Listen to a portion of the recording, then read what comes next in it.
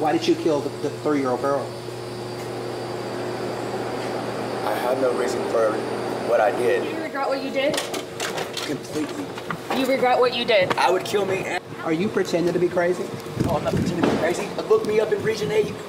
Borderline multiple personality disorder. You better look it up. So you have no... Crazy. I'm certified. I was only out of nut house 2 weeks now.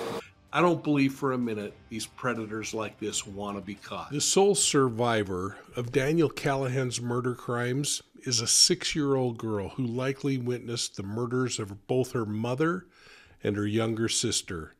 When police captured this accused killer, he begged for lethal injection and admitted that he let the 6-year-old witness live because he wanted a sex slave.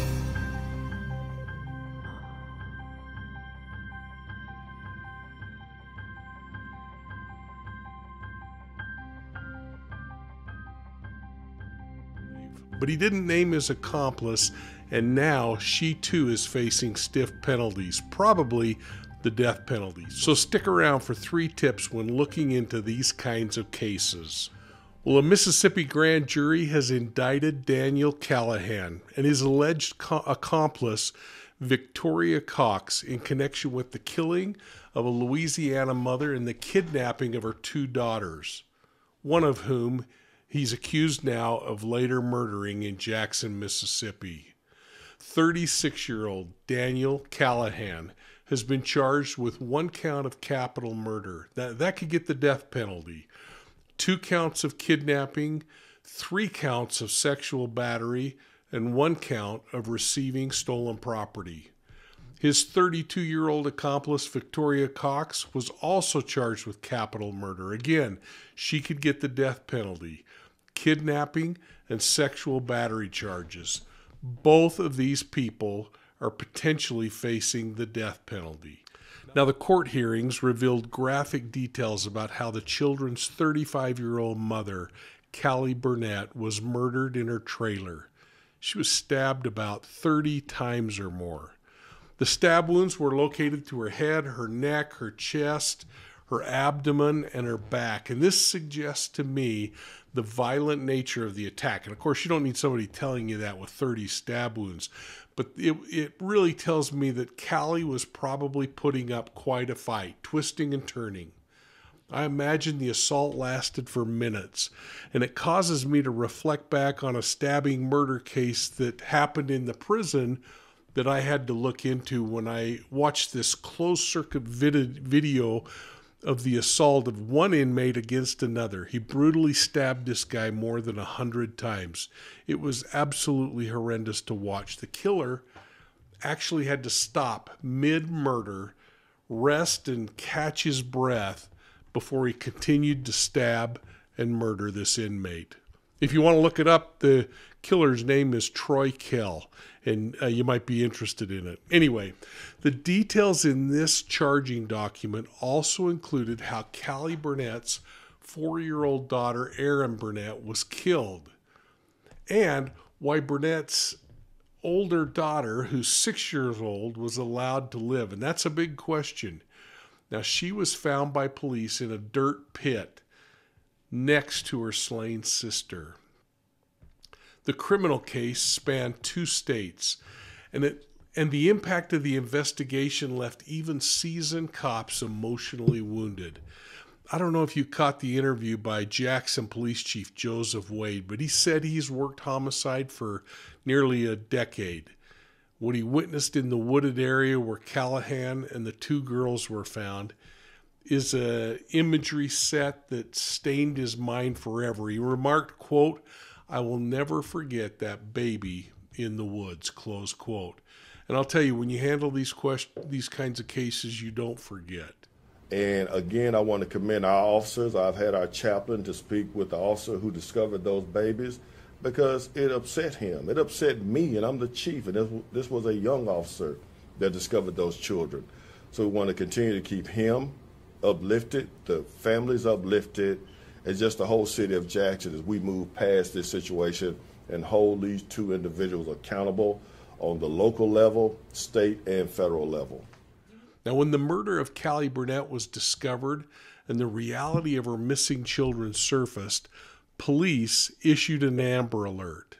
Now, some people say it was too slow. Others are lauding police action, but it was the discovery of Callie Burnett's vehicle, which also was the missing kind of link that provided the first clue. Somebody, they discovered, had taken her black 2012 Chrysler 200. Now, during the investigation, somebody else reported seeing the girls at a fast food restaurant in Macomb, Mississippi. And later, police received tips that children could be heard screaming from the woods near a home there. Shortly after that report, police located the surviving child and her deceased sister in a pit in the ground. Burnett's car was near a home about 50 yards away. Now, Callahan was located, and after a short chase, he was pulled from the woods by police, and you've seen those images. It was during an interview, though, with law enforcement after his arrest that Callahan said he was going to keep the living child, the 6-year-old, as a sex slave. In fact, in that same interview, he also said he'd been wanting to kill the child's mother, Callie Burnett, for some time. Well, within just a few days, Callahan's girlfriend, 32-year-old Victoria Cox, was also arrested and charged with the homicide. She was also charged with kidnapping and sexual assault. Now, her involvement is almost more confusing and more concerning than even Callahan's to me, especially given the fact that the arrest affidavit said she also sexually assaulted the surviving 6-year-old. And this is a question that oftentimes doesn't get explored.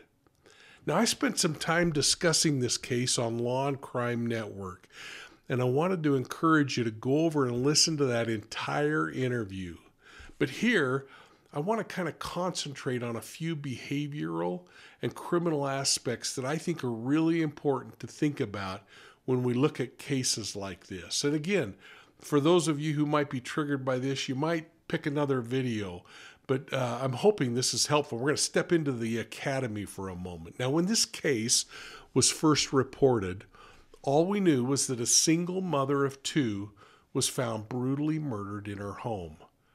Our first question, like always, is who done it? But it's equally important, if not more important, at these early stages to think about who the victim is and why they became a victim. So that brings me to tip number 1. We call it victimology, or the study of the victim, to learn who they really are and perhaps why they might have become a victim. You know, one of the first things that stood out to me about the location where Callie Burnett was physically assaulted, and I'm not talking about the location being her trailer, although this is really important in and of itself. I'm speaking more about the location on her body where she was injured, where those stab wounds happened. Remember that she was reportedly stabbed in the face, the neck, the chest, and the back. So I want to pause just for a moment and step into the Profiling Evil Academy to talk about this dynamic. We're going to use 2 different behavioral aspects in this discussion. So first, let's chat about the location where this thing happened. It occurred in Callie Burnett's mobile home. We know that. So when we think about victimology, we have to wonder who she regularly would invite into this home. Is it an open door policy of sorts, or where people can just come and go as they choose? Or is it more of a sanctuary, her castle? You know, a place where only those who are closest to her are invited to come in. And this could lead to a discussion into whether the killer was known to her, a targeted attack, or unknown to her, a stranger, a crime of opportunity. So with that information, we're in a much better position to opine on whether the injuries are consistent with a relationship gone bad or some unexplained psychological condition with the offender, their need for certain forms of violence or retaliation, or what was really motivating, getting their motor running. Now, the act of stabbing somebody in the face is typically viewed as a highly personal and emotional charged form of violence. From a criminological and a psychological standpoint, several theories can be proposed about personal connections between the victim and their killer when these high and specific and brutal acts occur. So first, let's talk about this incredibly high emotional intensity we're seeing. Stabbing in the face suggests a high level of emotional intensity. It can indicate a personal connection between the victim and the killer, where emotions such as anger, hatred, or jealousy are at play.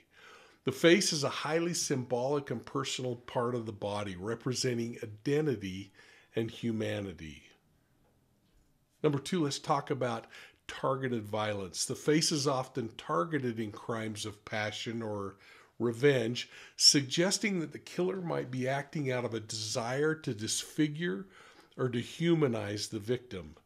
This could imply a prior relationship where the killer feels deeply wronged or betrayed by the victim, and we learn more about this as this case progresses.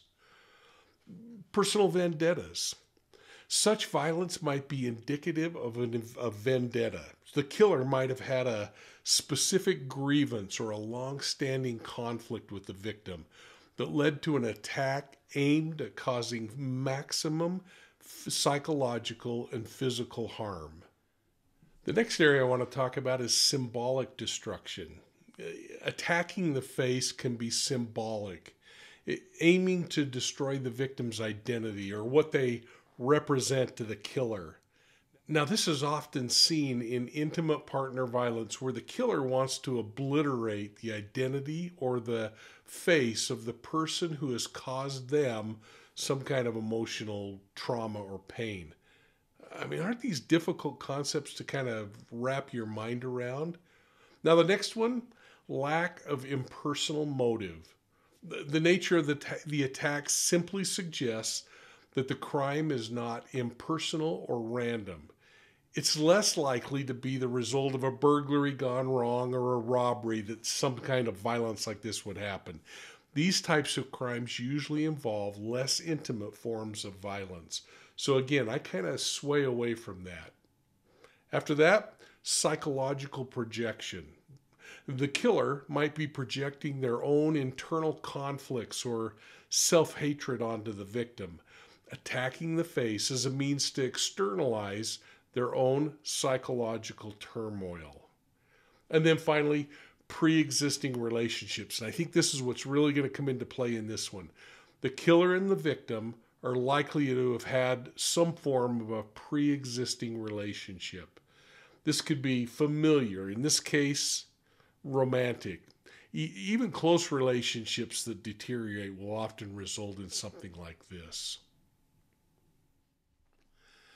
So these theories suggest that a facial stabbing is a deeply intimate act, often driven by really powerful emotions and a significant personal connection between the killer and the victim.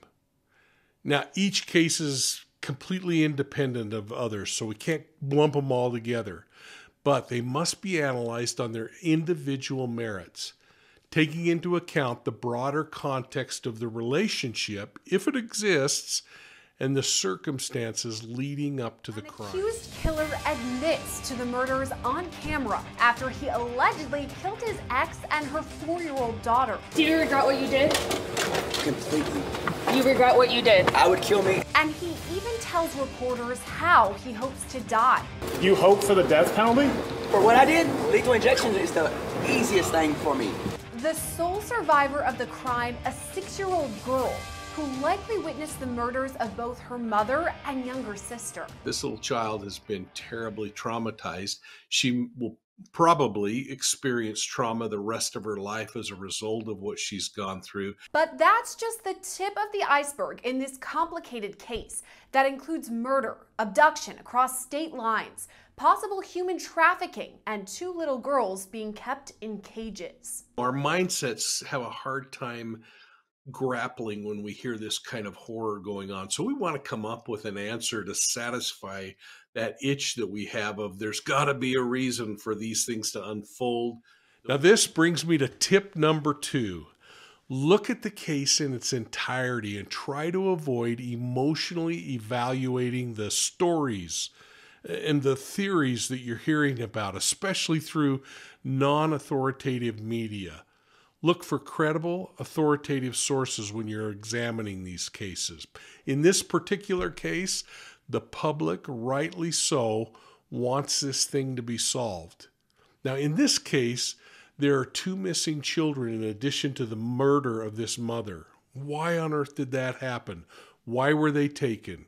And here are some things that I always try to consider in these kinds of cases. Well, I think the first thing that jumped out to me was this idea that there's got to be a nexus between the suspect in these kinds of cases and the victim. And, you know, often I think our first response is we kind of want to know the whodunit instead of really trying to figure out who's this victim and why did they become a victim. And as we start to uncover those kinds of things and start to unravel or peel the onion, it then starts to really expose these possible pools of suspects. So the first thing that I like to do is I like to think about who was Callie and why did she become a victim?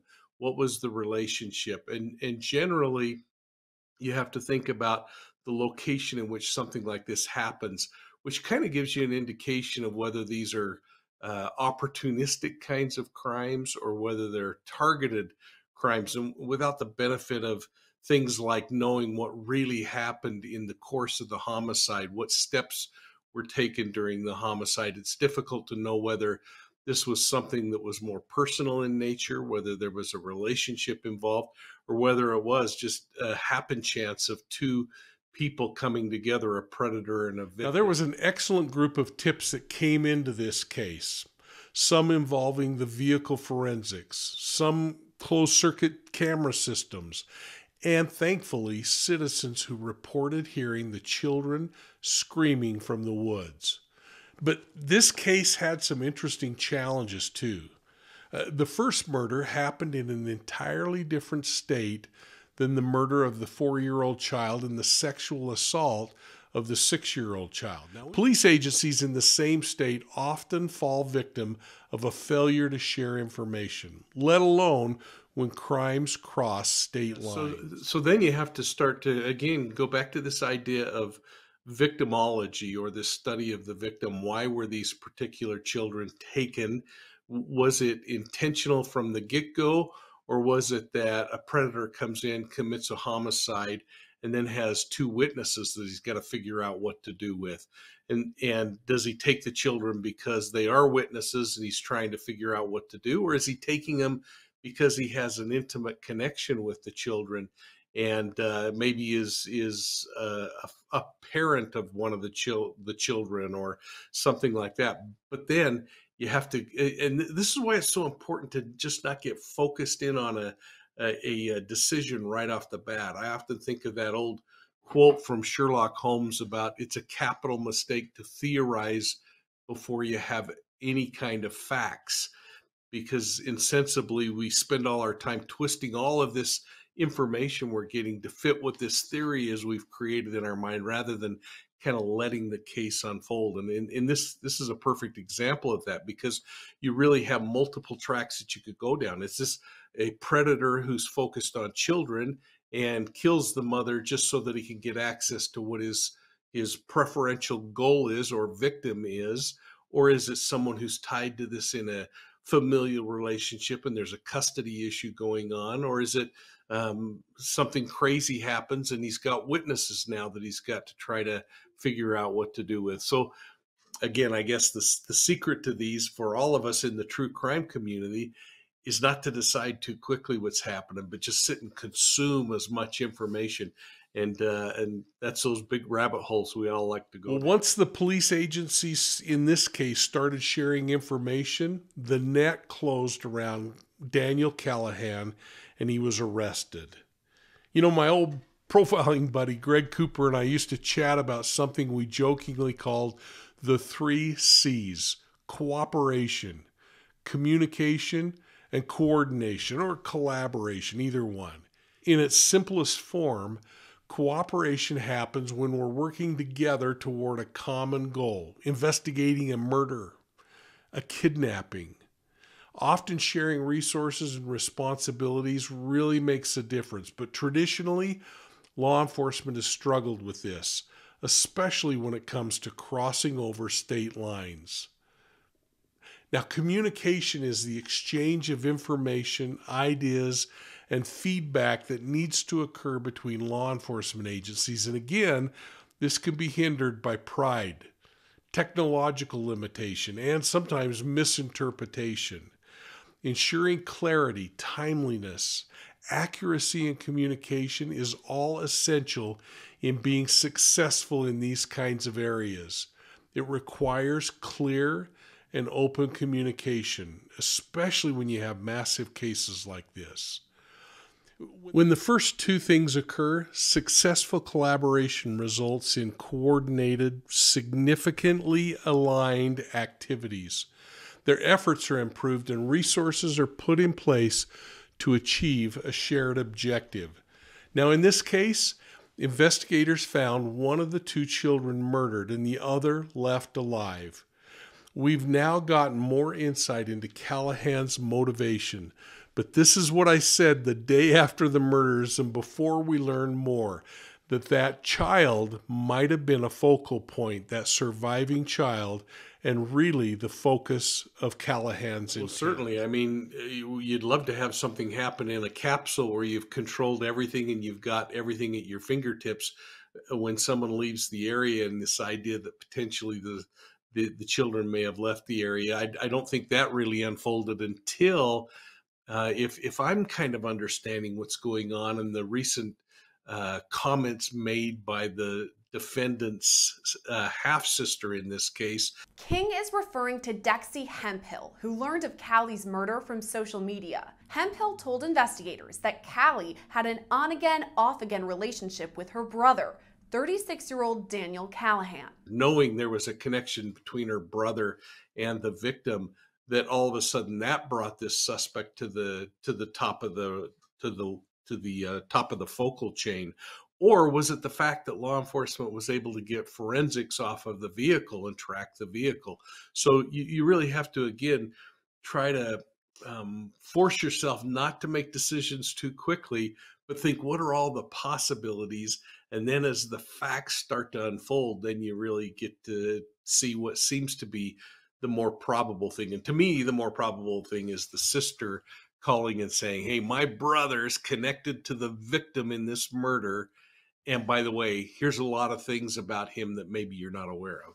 In my opinion on this case, the police chief spoke too soon when he suggested that human trafficking was the motivation for this crime. Plastic cages, wiring, but I didn't see any animals. I didn't see any wildlife. I didn't see any dogs. But I saw 2 small children, and I saw one that was deceased. So we wanted to make sure that we covered all bases. I want to commend Sheriff Tyree Jones for his great work with his Human Trafficking Division. They were contacted, and NBI, we just met with them about a month ago, and they told us what they could do in reference to human trafficking, all the information that they have. And yesterday they came out, they responded immediately. You had the FBI crime scene there, you had the NBI crime scene, their Human Trafficking Division. We want to find out, why did you bring them to Jackson? Why did you take them to that location? Why were you in the woods at that location? When I saw those cages out there, I'm not saying that that's what it was, but I want to make sure, if it was, that he's held accountable for that action, or if there's any other human remains out there. Our team is still working that crime scene now. Now, clearly, a child being sexually assaulted by someone who kidnapped her is human trafficking.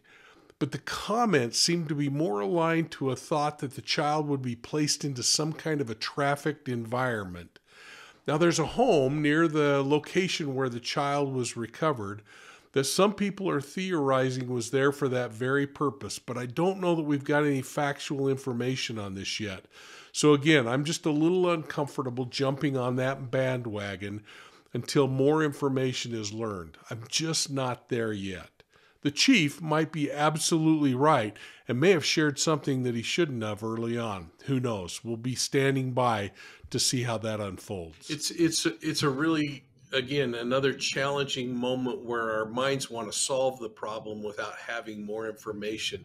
So for me, what I do is I start putting into buckets these kinds of information, and I try to use that authoritative information to help kind of supplant and help me as I develop a theory. But so you got to think about the fact, okay, was the smaller child a bigger problem to manage? And so was the child executed because they were a bigger problem? They were going to scream more, they were going to cry, or wouldn't stop, or wouldn't comply, and that would expose the defendant of capture more quickly. Is that the reason for the murder? Or is it that the defendant is more prone, or his preferential child victim, if that's the motivation for the crime spree, if the motivation is that age of child, then the other just is kind of collateral noise. And again, to take just one child and leave the other leaves a witness. So is it all part of a bigger scheme?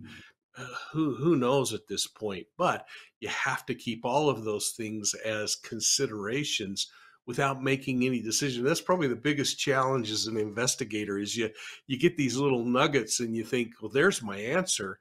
And you have the community demanding an answer. You have a police chief demanding an answer. You have, family members who have just lost loved ones demanding an answer. And there's this incredible tug on you to try to solve the problem. And yet sometimes you just need to give it more time and let the thing bake a little longer. And then you get all the information that you really need to make. This is a great time to share a little clip from the local news media that describes some of Callahan's background, his criminal history, and what's going to happen going forward. And you remember I said early on that it's possible this guy was going to change his position of, hey, execute me, to not guilty. Let's watch. As for Daniel Callihan, court records from Tangipahoa Parish show that since 2008, he's been arrested 8 times in that parish. The charges date back to 2008 and range to various felony crimes like burglary, theft, aggravated battery, simple burglary, and simple assault. Court records show that in 2009, he pleaded guilty to felony simple burglary. He was sentenced to 12 years in jail, but that was suspended as long as he followed his probation. But in 2014, he violated the terms of that probation, so he was ordered to serve 5 years of the original sentence and receive drug rehabilitation while in jail. If he did actually serve the 5 years, he would have been released in 2019. New details tonight from Tangipahoa Parish. Prosecutors have requested the death penalty for Daniel Callihan. He's accused of killing the Loranger mom and her daughter last month. Yeah, this comes as Tangi officials announced new charges stemming back to crimes that Callihan allegedly committed before the murders. WDS reporter Shay O'Connor was in the courtroom during Callahan's arraignment. She joins us with those details. Shay? Yeah, DA Scott Perilou says it's all about the nature of these crimes. Today, Daniel Callihan came back to the parish where it all started, the parish where he's from, and pled not guilty on all of the charges he was indicted on. It was expected. Cases of this nature, particularly capital cases, take a long time. There'll be extensive pretrial motions, and it's just the beginning. Including 2 counts of first-degree murder for the killings of 35-year-old Callie Burnett and her 4-year-old daughter, Erin. 1 count of aggravated kidnapping of Erin, and another count of second-degree kidnapping of Burnett's 6-year-old daughter, who was later found alive in Jackson, Mississippi. I mean, this is a very sad case. You might say it's the saddest of all situations. And we're here today to do what we can do as far as defending Mr. Callihan. The crimes literally rocked the small town. Monday, Tangi officials announced Callihan will also be charged for his role in an unrelated simple arson that occurred at a shed in a meat and separate burglary incident. As a resident of the area, as a father, and as a concerned citizen, my first reaction, was Well, my hearts go out to the family. Prosecutors say given the extent of the crimes, the brutal murders that span 2 states, seeking the death penalty is most appropriate. The crime has been reported extensively with the facts. I certainly don't want to get into that again, but we felt like it was an appropriate case eventually for a jury to consider capital punishment. And Callihan is being held right here in Tangipahoa Parish at the jail on these charges. The judge also set a pretrial hearing for him that'll be held on August 21st. And when you're considering his criminal history and the fact that he was allowed to leave prison in less time than he was supposed to, it really concerns me and it concerns all of us. Frankly, it should be something that the judge has to answer for and that the correctional department has to answer for. Was Callahan's criminal charges in his previous life indicative of what he was going to do in the future? That's an interesting question that we try to answer here. So again, I think it's too early to tell, and I think that our mindsets have a hard time grappling when we hear this kind of horror going on. So we want to come up with an answer to satisfy that itch that we have of there's got to be a reason for these things to unfold the way they do. Sometimes they just unfold in the wackiest ways. And so is it possible that human trafficking is part of this scenario? It could be possible. Is it possible that the police chief, when he says, hey, I think maybe there's human trafficking, may have been just swagging at something because he found that one of the children had been kept in a dog cage?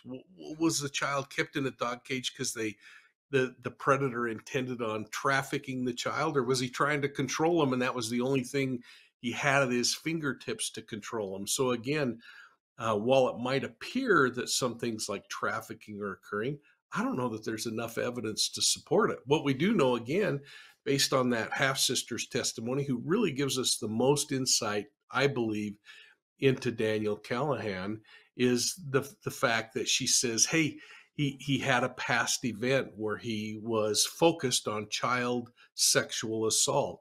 And we have a sheriff who says we tried to get a grand jury to bring charges against this guy. So that becomes authoritative, credible kinds of information that you have to weigh. Then you have, hey, he's got this idea that he wants to be a serial killer, again, coming from the half-sister. Well, does that lend credibility? And was his first victim Callie, or was she his fifth victim? And he is actually a serial killer. We don't know all that. And yet it makes for wild speculation. But right now what we do know is that Callie was murdered, that likely this defendant appears to be the one that law enforcement's focusing on because they've charged him or are charging him with capital murder, that he had an accomplice that's charged with capital murder, and that one of the children was murdered. And those are the kinds of facts we can start to really build on. But then we just can never stop, because that's what we do in the true crime community. We can't stop theorizing. I just say theorize with some authoritative sources, not just because it's a wild story and you want to have an answer to solve your own questions. I'm not surprised of anything anymore. And I would hope that law enforcement is prudent enough to go back and really source through that. If this guy, at least for a short time, was talking, I suspect as his mind clears a little bit and he gets an attorney in front of him, he's gonna lawyer up. He's gonna say, hey, I may have said I wanted to be executed, but I really don't. I mean, things are going to change a lot over the coming days from what he's said initially, but absolutely you would expect that law enforcement would research that and go back and look at everything he's been involved in. I know that the FBI have set up a tip line or a tip chain where people can weigh in if they've been connected to him in any way. And I think there's going to be a ton of intelligence that comes in as a result of those kinds of things. And frankly, what we're doing here and exposing more and more of this story so that people, as they hear about it, spread it. Because you think about the half-sister, she didn't hear about this crime for several days. And now my question boils down to Victoria Cox. Why on earth did this 32-year-old woman take part in such a horrendous crime? a crime that involves kidnapping, sexual assault, and murder. Was she being compelled to do all of this? Or was she in on the plan from the get-go, the very inception, and was she a co-contributor? Why did you kill the 3-year-old girl? I have no reason for what I did. Do you regret what you did? Completely. You regret what you did? I would kill me. Are you pretending to be crazy? No, I'm not pretending to be crazy. Look me up in Region 8. Borderline multiple personality disorder. You better look it up. So you have no... I'm certified. I was only at Nut House 2 weeks So as now. I close out my thoughts on this case, I want to talk about that 6-year-old child who probably witnessed the murder of her mother and then the murder of her sister. She reportedly has been sexually assaulted by at least one of the 2 people charged, and I think it's pretty clear both by the charges. And now she undoubtedly has had to share what she's witnessed to forensic examiners, making her a prime witness in this case. Because what we do know are those property and more financial kinds of crimes that were being committed. Again, if you put credit and credibility behind the half-sister who called police and now has made public statements on the media channels that all of a sudden her Facebook or her messenger was blowing up with requests about money and other things, it makes me want to kind of delve back and say, first and foremost, what would be the motivation for this homicide to occur? And was the motivation, hey, some threats and you better reach out and find some money because I need money? Because that really makes me wonder if that was the primary motivation in the beginning of this, because the victim in this case, Callie, is making requests of the defendant's half-sister, please send me some money. I need some money really bad right now. Call me. And if that doesn't come to fruition and frustration happens, or there's an accidental homicide out of rage or drug-induced or whatever the case may be, then all of a sudden he's got this concern about, now I've got these children who have witnessed this murder of their mother. If in fact all of this is accurate, and if in fact Callihan ends up being the person responsible, it all starts to come together though, and you start to think, okay, now I can start to theorize based on facts that I'm hearing come out, and that would lead us into other things like the trafficking or other questions that people are opining about. Yes, Scott, Callahan's sister is saying that her brother's actions were horrific, but it's not something that she is surprised about. This is his first affair that he's been caught red-handed. Dixie Hemphill now responding to her brother Daniel Callihan's arrest in Jackson on Thursday. Callihan is accused of killing Callie Burnett in Louisiana and abducting her 2 children. Authorities say he took them to Bulger Drive in Jackson, where he killed Burnett's 3-year-old daughter. While leaving Jackson Police Headquarters, Callihan admitted to the crimes he's charged with. I have no reason for what I did. All I know is I want to say I was sober and only on Lexapro and off Lexapro, and I'm also diagnosed borderline with multiple personality disorder. I would love to defend my brother, and I'd love to say it was the Lexapro, but it's not the Lexapro. He knows what he's doing. Hemphill says her brother has been troubled his entire life and is a mastermind at crime. She says that his actions against Burnett's family were horrific. She says her brother dated Burnett 13 years ago. I met her kids twice, you know, that doesn't even matter. I feel so bad for her parents. Like, what? Why? Hemphill says she has gone to Mississippi Bureau of Investigation and the Lincoln County Sheriff's Department regarding her brother's behavior more than a year ago. She said Callihan once confessed to her that he molested a minor, and he also took part in the death of a reported missing man. She said they did not take her seriously. I need someone to take us serious because look what happened. And y'all think, and Lincoln County said there was no merit to him killing anyone. But yet they diagnosed him with seeing hallucinations and being schizophrenic and just let him walk up out of them doors. She said that Callihan had goals of pursuing a life like his father. He was classified as a serial killer. And we even tried to tell MBI about this, that he wanted to be a prodigy of his dad and he was writing his own book, except he was going to succeed his dad. And he has. We spoke to the Lincoln County Sheriff regarding Callahan's criminal past. He says they did not ignore Hemphill's warning. There was an allegation made against him on a sexual battery case. That case was investigated and presented to a Lincoln County grand jury. The grand jury did not indict him for any of those charges. He says there was just not enough evidence to indict Callihan on these allegations. How does it make you feel knowing that he slipped through the cracks of the justice system earlier on? Well, ma'am, of course, it's a very sad situation dealing with these families and their loss. Our society, based on information that you can verify in order to convict somebody, like I said, his earlier cases were presented to a grand jury of people of the county who did not feel like there was enough information to indict him on that earlier case.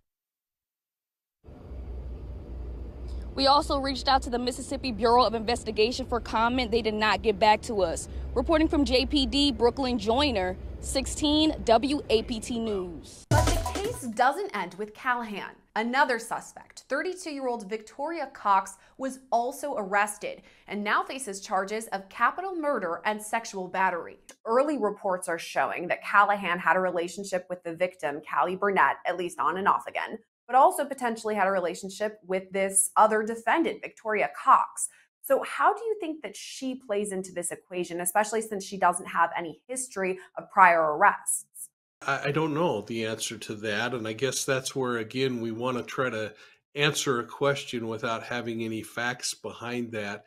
But, we've seen people charged as co-defendants that may not have physically been the one to commit a homicide. In this particular case, she's being charged, from what I understand, as for a capital crime as well, which means that she clearly had a lot to do with this, or was completely aware that these children were being held and that the murders had occurred.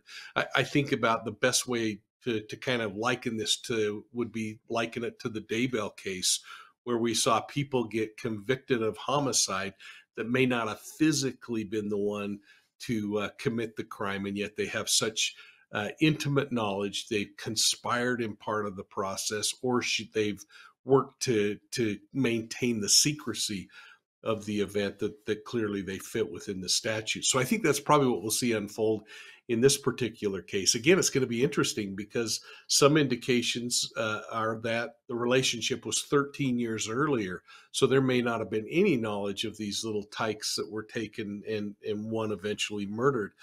Or it might be that he's remained very close with this person throughout. There's a reason why he picked her to go back and either go after her children or try to get money and extort her in some way or another.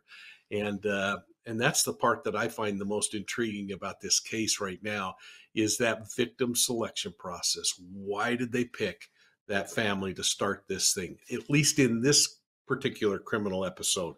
If there are others out there that he's charged with, each of those might have independent reasons, but I'll bet they would all be motivated by the same core reasons for selecting them as victims. Investigators have already conducted interviews with both Callihan and Cox. They say they plan to also speak with the 6-year-old survivor. One small saving grace to this investigation could be that 6-year-old girl was left alive, whatever reason it may be. But investigators have said they will be interviewing her and talking to her. Now, obviously, she's undergone some pretty severe trauma, compounded with the fact that she's only 6 years old. She's in kindergarten or first grade. So how do investigators go about talking to somebody about something so traumatic and tender when she's so young? And that leaves us with the frustrating question of what's going to happen next. Will this case include both state and federal charges? Will the death penalty be pursued? And what would you hope would happen in a case like this? And finally, tip number 3. Be patient. Don't theorize before you have adequate facts. I always love to share the comments of Sherlock Holmes, Sir Arthur Conan Doyle, who said, "It is a capital mistake to theorize before one has data, for insensibly one begins to twist the facts to suit theories, instead of theories to suit facts. You know, we were kind of going through this evolution back in my day when I was doing these investigations, and the children were being interviewed back then in dark, deep halls of police departments in the same rooms that suspects were being interviewed. We're much better at that today. Today, forensic examiners who are trained in dealing with children, trained in extracting information without it being compelled information, you know, to give the child an opportunity to really share what's going on, and have someone who's trained and educated and experienced in that arena doing those forensic examinations just really increases the value that comes out of the interview. Because I'll tell you what, this little child has been terribly traumatized. She will probably experience trauma the rest of her life as a result of what she's gone through. And the extraction process, again, while we want it to be fast, cannot be fast. It's got to unfold at a pace that the child's prepared to release information for it to be credible. And so that's always the concern. And I hope that they've gotten forensic examiners in there quickly. I would be absolutely shocked in this day and age if they don't. And I don't know the rules in Mississippi or Louisiana very well. But in some cases, children do end up in a preliminary hearing testifying. In many cases nowadays, because of the advocacy rights that have happened with children, and I was fortunate to be involved in putting the second Child Justice Center in the United States into place back in 1991. So I really have a passion for the fact that with those efforts changed a lot of laws that allowed the forensic examination to be the testimony of the child. But in some cases, the child has to testify. And that's, to me, really troubling because, you know, in some cases, that's a time when a defense attorney and can be a little more aggressive with a person on the stand testifying than in a trial, because a defense attorney is not going to want to anger a jury by being aggressive with a little child. But when it's just a judge being the fact finder in a preliminary hearing, my experience always was that sometimes children were pushed just a little bit harder there where they might not in a trial because of fear of having a jury turn against you. So I always worry about that. I hope that they're in a position that forensic examinations are entered as the evidence, and that child doesn't have to face that predator. Well, I think number one, we're gonna have slowly there'll be a little more information released, and it'll probably come through, like we're seeing now, family members or neighbors or someone who exposes something. I think law enforcement will try to keep it pretty close to the vest what they're doing at this point, although they've done quite a bit more, even with the perp walk, which I've never been a fan of the perp walk, but to allow this guy to sit and chat with the press, those kinds of things I think are going to end now, because the lawyer's going to get involved and they're going to start to protect the rights of Callahan. I think we can likely expect that there'll be maybe a negotiated plea at some point that will deal with his mental competency. But first and foremost, there'll be a process probably where they'll try to get him into evaluation and try to decide whether he is competent to stand trial in a case like this. And if not, then we might see some pleas and I think that both Louisiana and Mississippi allow not guilty by reason of insanity, but I'm not exactly sure. So hopefully one of your viewers will reach out and say, oh no, let me straighten you out on that. To me, it really boils down to having patience at this point to let information naturally unflow or to naturally flow out. And I'll tell you, I guess the drum I continue to pound on in this true crime community is don't buy into the conspiracy theories. Let things come out in an authoritative way. And they usually end up making sense when we do. But I just think it's going to really boil down to having the patience to let the information fold out. And then I honestly believe that we're going to see this case at the end of all of this very clearly delineate why Callie was chosen first. the children, whether they were preferential victims and the target of this guy's, if he's in fact responsible, the target of all of his predatory actions, or if it was just functional and I've created this mess for myself. What am I going to do now to keep from getting caught? Because I don't believe for a minute these predators like this want to be caught. I hope you found this quick case review and our open discussion about some of the behavioral and criminal dynamics of this case to be useful. If you did, I hope you'll consider sharing Profiling Evil with your friends and encourage them to subscribe. And listen, folks, if you'd like to donate toward our efforts, you can do so on our website at www.profilingevil.com. There's a little donate link there, and it's the perfect place to go and send a donation. Or you can also go there and sign up for our digital newsletter, the BOLO. That stands for Be on the Lookout, and it's the only way you're going to get digital articles and first postings on videos that I think are important. All I get is your email address, no other information, and I promise you, I'll never share it with you. It's Mike from Profiling Evil, and did you know that you could go to Amazon and send us a gift card as a donation that we can use in purchasing equipment or, frankly, for buying a Diet Dr. Pepper? All you need to do when you log into your Amazon account is go up and type in Amazon gift card. When you're there, you'll notice that there's an opportunity to go down and just click on the Amazon gift card and put any amount that you'd like in here for us. For instance, I'm going to send myself a $5 gift card, but I'm going to send it to profilingevil@gmail.com. I'm going to send it from me, and this is a gift card. Then once you're done, all you got to do is say, hey, I like it, and hit buy now.